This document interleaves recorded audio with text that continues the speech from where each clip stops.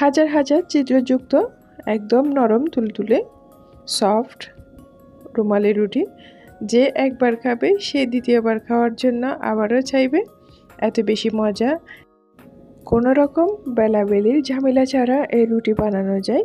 এই রুটি বানাতে এত বেশি টাইমও লাগে না, অনলি ফর 10 মিনিট। 10 মিনিটের মধ্যে এই রুটি চটপট বানানো সম্ভব। গরুর মাংস, মুরগির মাংস, হাঁসের মাংস দিয়ে কিন্তু এই রুটি খেতে অনেক বেশি মজা। তো চলুন দেখে নিই এই মজার রুটি কীভাবে বানিয়েছি। আসসালামু আলাইকুম, ওয়েলকাম টু মাই চ্যানেল। তো প্রথমে আমি একটা মিক্সিং বোলের মধ্যে 1 কাপ চালের গুঁড়া নিয়েছি এবং এর সাথে আমি নিয়েছি 1 কাপ ময়দা। 1 কাপ চালের গুঁড়া আর 1 কাপ ময়দা দিয়ে আমি এই রুটি বানিয়ে আপনাদেরকে দেখাবো। আপনারা চাইলে সুজি দিয়েও বানাতে পারেন। তো এর সাথে আমি একটা ডিম অ্যাড করে দিচ্ছি এবং স্বাদ মতো লবণও অ্যাড করে দিচ্ছি এবং half teaspoon baking powder add করে দিচ্ছি। এখানে বেকিং পাউডার অ্যাড করবেন, বেকিং সোডা অ্যাড করবেন না। এখন একটা স্প্যাচুলা দিয়ে আমি সব উপকরণ ভালো করে মিক্স করে নিচ্ছি। এখানে চালের গুঁড়া স্কিপ করে চাইলে সুজি দিয়ে বানাতে পারেন। এখন সব কিছু মিক্স হয়ে গেছে। এখন অল্প অল্প পানি দিয়ে আমি একটা ডো রেডি করে নিব। ডোটা বেশি পাতলা হবে না, আবার বেশি ঘনও হবে না। এই যে ব্যাটারটা মোটামুটি রেডি হয়ে গেছে। তারপরেও আমি আরও একটু ভালো করে নেড়ে দিচ্ছি যাতে কোনো লাঞ্চ না থাকে। লাঞ্চ থাকলে এটা পারফেক্ট হবে না। এখন ব্যাটার রেডি হয়ে গেছে। এখন আমি নেক্সট স্টেপে চলে যাচ্ছি। এখন আমি আরও একটা বাটি নিয়েছি, বাটির মধ্যে আমি কিছুটা ব্যাটার নিয়ে নিচ্ছি আলাদা করে।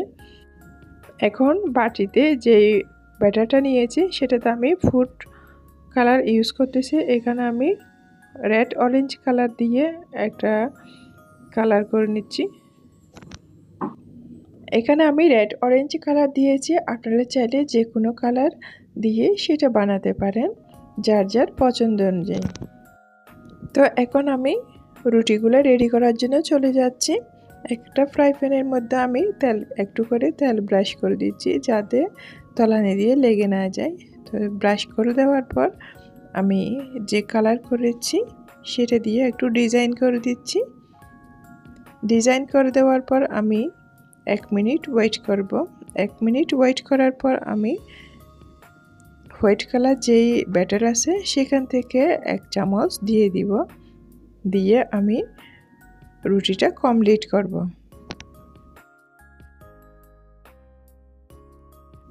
এই যে আমি কিভাবে দিলাম সেটা তো দেখলেন। এখন এটা একটা ডিজাইন হয়ে গেল। আপনারা চাইলে ডিজাইন না করে এমনি সেটা এরকম করে বানাতে পারেন। এখানে জালি হওয়ার কারণটা হচ্ছে এখানে আমি বেকিং পাউডার দিয়েছি। বেকিং পাউডার দেওয়ার কারণে এটা ছোটো ছোটো ছিদ্র হয়ে যাচ্ছে। এখানে বেকিং সোডা ইউজ করবেন না, যতটুকু সম্ভব বেকিং পাউডারটাই ইউজ করবেন। এখন এটা আমি 2 মিনিট পর এটা চারপাশ দিয়ে উঠে উঠে আসতেছে।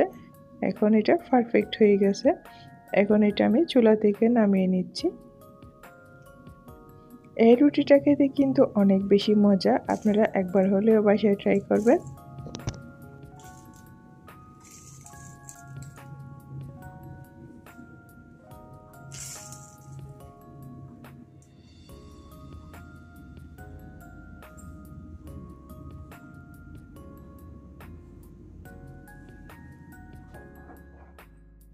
এখন এইভাবে আমি বাকি সব রুটিগুলো রেডি করে নিব। আমার আজকের রেসিপিটা আপনাদের কেমন লাগতেছে সেটা অবশ্যই কমেন্ট বক্সে কমেন্ট করে জানাবেন। যদি ভালো লাগে অবশ্যই একটা লাইক দিবেন আর ফ্রেন্ডস অ্যান্ড ফ্যামিলির সাথে বেশি বেশি করে শেয়ার করবেন। আর আপনারা যদি অন্য কোনো ইউনিক রেসিপি পেতে চান সেক্ষেত্রেও আমাকে কমেন্ট করে জানাতে পারেন। আর আমার চ্যানেলটা সাবস্ক্রাইব করে দিবেন যাতে আমি কোনো রেসিপি দেওয়ার সাথে সাথে আপনাদের কাছে ইনস্ট্যান্ট পৌঁছে যায়। আপনারা অবশ্যই প্রতিটা স্টেপ মনোযোগ দিয়ে দেখলে আপনারাও এই রুমালি রুটিটা বানাতে পারবেন।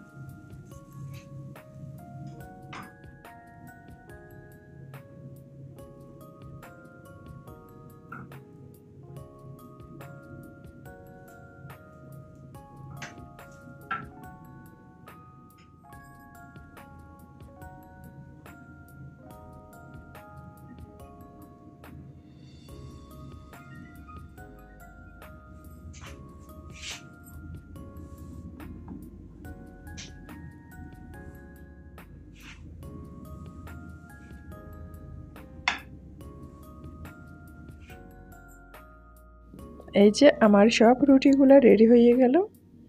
এখন আমি আপনাদেরকে দেখাবো রুটিগুলো কেমন হয়েছে। এই রুটিগুলো দেখলেন তো কতটা সফট হয়েছে, একদম নরম তুলতুলে।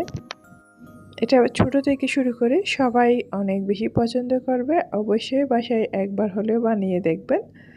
এটা হাতের মধ্যে একদম চলে আসতেছে, যে রুমালি রুটি সেই রুমালের মতো একদম ছোটো হয়ে গেছে। তো আশা করি আমার আজকের রেসিপিটা আপনাদের অনেক অনেক বেশি ভালো লেগেছে। এটা দেখতে যেরকম সুন্দর হয়েছে, খেতে কিন্তু তার চেয়ে বেশি মজা। আপনারা মুরগির মাংস, হাঁসের মাংস, গরুর মাংস, যে কোনো মাংস, আলুর দম এগুলো দিয়ে খেতে পারবেন, অনেক ভালো লাগবে। তো একটা রুমালি রুটি ছিঁড়ে আমি আপনাদেরকে দেখাচ্ছি কতটা সফট হয়েছে, কতটা নরম হয়েছে।